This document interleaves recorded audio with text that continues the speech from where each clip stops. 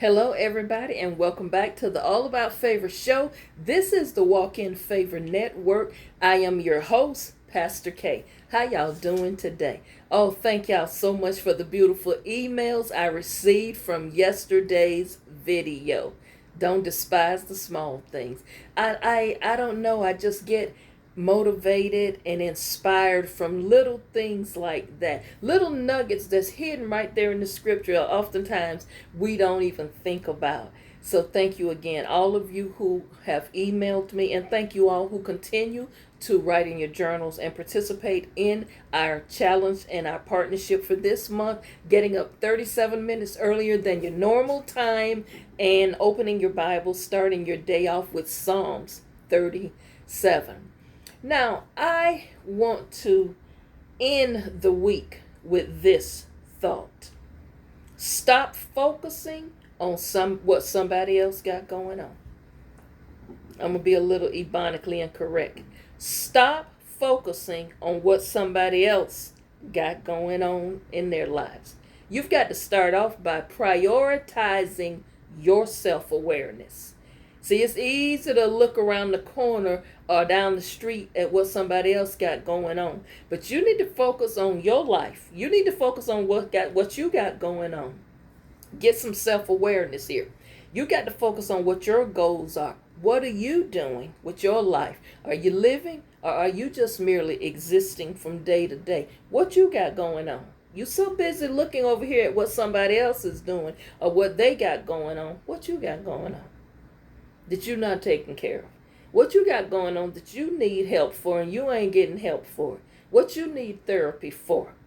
What you need healing in you? See, you talking about somebody else need healing and somebody else don't have no peace. What about you?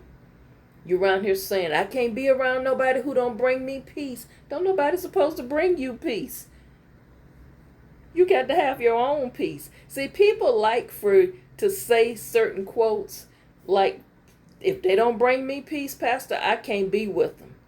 When you don't bring nothing but chaos yourself. You full of drama and chaos and unhealed issues yourself. Yet you looking for somebody to bring you peace when you ain't been able to get peace on some unforgiveness you got going on.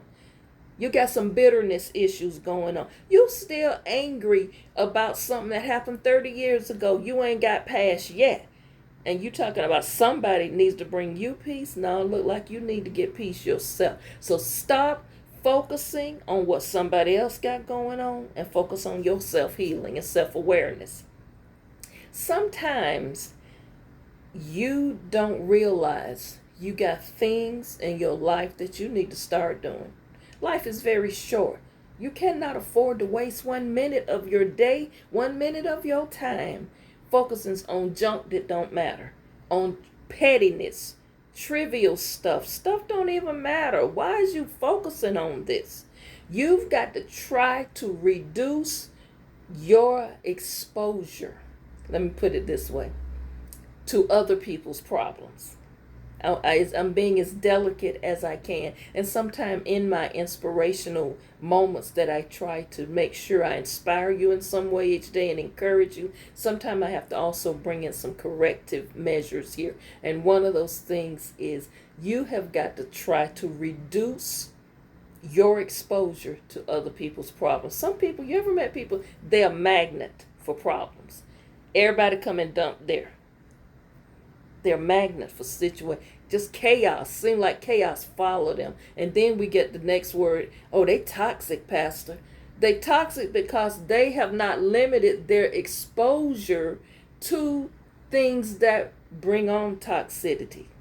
You know, if you go in your refrigerator and you drinking or you pouring over your cereal expired milk, you don't think you're not going to get sick. If you're buying meat that's already slimy and has an odor to it and you still bring it home because it was a good deal and you pour white vinegar over it and say, well, it'll be all right, and you get sick from eating it, at some point you've got to stop exposing yourself to things or to people that produce toxic thoughts, toxic energy. So you got to wean them people out. You have to Stop taking on other people's problems, other people's baggage, or other people's chaos. I heard a quote, and the quote is very profound. It says, "Be careful of who you allow in your space, because sometimes their chaotic life or their toxic life transfers to you if you're not careful." And you find yourself weighted down, burdened down, when really it ain't nothing going on with you. It's that you have absorbed and you're intaking too much of other people's stuff. And you can't be sitting around focusing on what other people else got going on.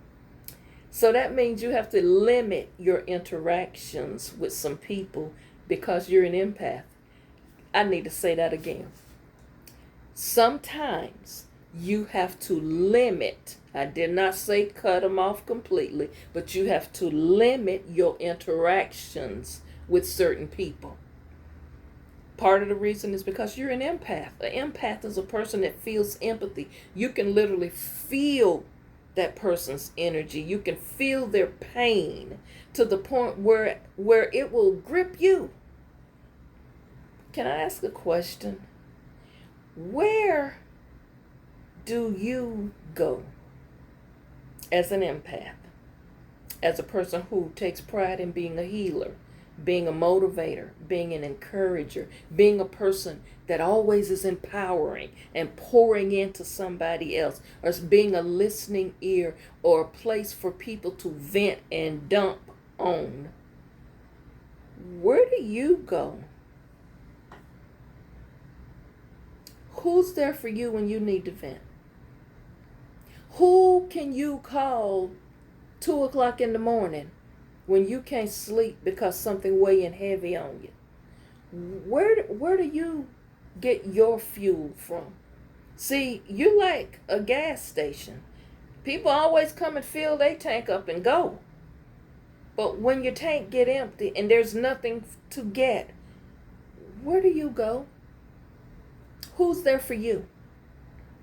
It's a lot of people who are not just takers of finances. They only call you when they need something. Get me out of this jam. Let me borrow this, cash out that.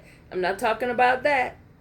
The takers who are energy takers, energy drainers, people who bring nothing but negativity. Where do you go as an empath for support? Who do you draw from? Who is pouring into you? Because see, the known fact is, as a glass is filled and the more you absorb and drink from it, it eventually gets empty. Who fills you back up? Like this water bottle. The more I drink from it, the bottle diminishes. Who fills it back up? Who purchases a full bottle? Where do you go? This is what I'm saying. You can't be focused and caught up in other people's stuff all the time. I did a video a couple of years back, other people's stuff. Please go back and revisit it. I'll redo that video also. Who's there for you? See, you done let these people pile on you and pile on all their stuff, done left you now with their stuff. You burdened down, you depressed. Now you don't have enough energy to pray your way through because you exhausted. Let me say this. You have got to love yourself enough to put your self-care and your self-awareness first. It has to be a priority. You can't keep giving and giving of your time, your energy, and your efforts when that person ain't pouring nothing back into you. They're not giving you the same as you give them. You can't do that. You can't be the one everybody calls on to be the fixer. And ladies, I'm going to speak to you very, very sternly. You have got to stop being the one always providing and bailing these men out. Some of these men never going to do any better because they know they can call you and count on you to pull them up out of a hole. All you're doing is enabling some of them That includes your grown sons, your grandsons, your boyfriends, your fiance, your baby daddy, even husbands. Women are some of the strongest people. We are some of the strongest people that God created. We are automatically get in go-to mode. I gotta fix this. I gotta make this happen. I gotta make this work. I gotta figure this out. When will the men stand up and be accountable and responsible and say, I got this. I got this. Let me take care of this. Don't you worry about this. So many women is burdened down by men in their own family. Yeah, I said it. It needed to be said. And that's no knock on trying to be of help. There ain't nothing wrong with helping your sons, your grandsons, your nephews, your husbands. It's not brothers. It's nothing wrong with helping them for a time when you see that they trying to help themselves. Some men will never help themselves. They're going to remain lazy. They're going to blow their money on rims, music, and whatever other habits they may have. They ain't worrying about the light bill, phone bill, water bill. Now, they're going to keep their cell phone on because they got multiple women they juggling. So the phone got to stay on. But they're going to spend their money on what they want and then come to you and say, yeah, babe, I'm a little light this month. I ain't really got it like that this week. Now, they done blew their money at the casino or whatever else habits they have. But you gonna figure out how to get that bill paid. You're gonna get on that phone and get an extension. You gonna do what's necessary. So instead of focusing on yourself, you are allowing yourself to be taken advantage of, ladies. And you know how many Christian women, church is full of broken women. Just full of broken women. And I am going to say this, the root cause of their brokenness is coming from some man they done dealt with. Even if it's a man in your own house right now. Ain't stepping up doing what he should be doing. Because he doing the best he can. At least he trying. My God, he been trying for 50 years. This thing ain't got no better. The house falling apart. Roof needs doing. When the last time he had the motivation to do anything? House ain't been painted since y'all been in it. He barely keeps the grass and the landscaping done. Well, he's sickly and his back got a bad back. He didn't have that when you first met him when he was in his 20s. Then he got to be in his 30s, his 40s, 50s, 60s. Now, what are we doing here? You gonna wear yourself out pouring into people who never have anything to pour back into you in return. We have got to stop it. I'm saying we because I have been guilty of it also. We've got to stop this.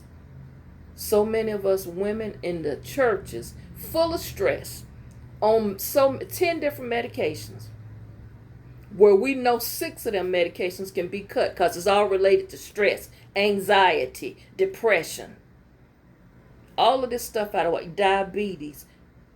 Some of these things is brought on from stress, taking on too much of other people's stuff. You the one always called on. You to fix it. Sometimes things is out of bounds because it's out of order. It's not in God's order. You're not meant to be the provider and protector. That's what the male energy in the house is supposed to do. Now you the man and the woman in the relationship.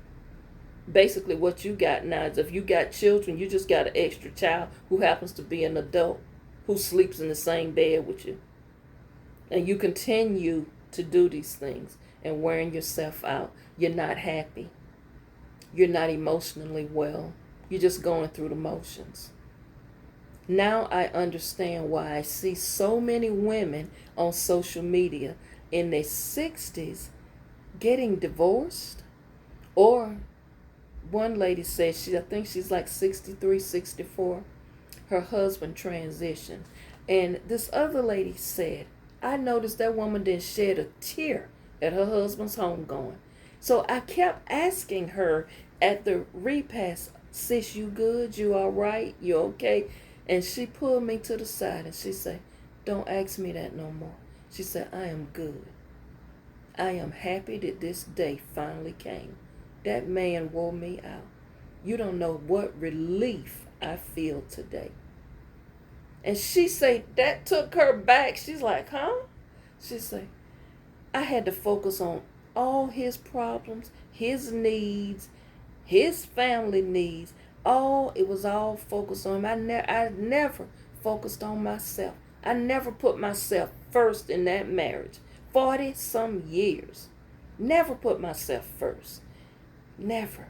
When there was money needed to come from somewhere, I was the one that went out and got a second job or a side hustle, baked cakes and sold them. I'm so tired. I'm so tired of people asking me today how I'm doing. When all I really wanted to stand up at that funeral and say is, Lord, I thank you this is over. Y'all, that sound kind of cold, don't it? But I guarantee you, I'll get 30 emails tonight off this video of women who say, Pastor, you read my mail. Girl, you was on that. I took my shoes off, Pastor, when you did that part in the video. Because you spoke a truth. A spoken truth that needed to be said that most people would never say out loud. But you hit what I felt. Stop focusing on what other people got going on. Put yourself first sometime. Some of these people that you sitting up wasting time talking to and giving advice to, they ain't taking your advice. I had someone tell me the other day, Pastor, I talked to my granddaughter till I was blue in the face. And told her some things. She come to me talking about with grandma, with granny, this going on, and you know the dude, I'm ready to get married. He ain't talking marriage, blah, all of this other stuff she was saying. She said, Pastor, I talked to that girl 45 minutes, and do you know she went right back and got him and let him back in the house. I say, so that was 45 minutes. You can never, ever get back again. I'm going to end this video on this, and y'all think about this weekend. Some people, you have to leave them where they at. Protect your peace. Protect your energy. Protect your space. Get yourself focused. Find your balance. Watch as well as pray. If it don't concern you or involve you directly, sometimes you just have to not get involved. And some days you go and just don't answer the phone.